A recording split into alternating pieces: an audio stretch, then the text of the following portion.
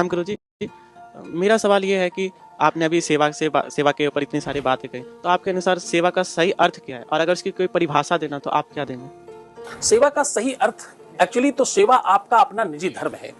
सेवा एक ऐसी परस्पर सोच है, एक ऐसा विचार है सेवा जिसमें जो आपको विनम्र बनाती है। विनम्रता सेवा है। जब आप किसी के सामने झुकते हो तो आप विनम्र कहलाते हो।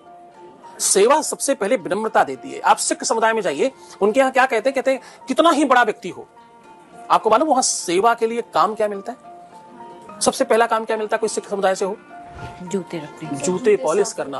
आए हुए लोग, उसमें कौन गरीब है, कौन अमीर है, कौन अच्छा है, कौन बुरा है, किसके जूते महंगे, किसके जूते सस्ते, इससे कोई मतलब नहीं है। जूते साफ करना, उसमें पॉलिश करना पहली सेवा है। लोगों को इस दिशा में दिखाना कि तुम कितने ही बड़े हो जाना, सेवा के लिए तुम्हें सबसे नीचे झुकना पड़ेगा। सेवा आपको प्रदर्शन नहीं सिखाती, सेवा आपके विचारों का दर्शन दिखाती है।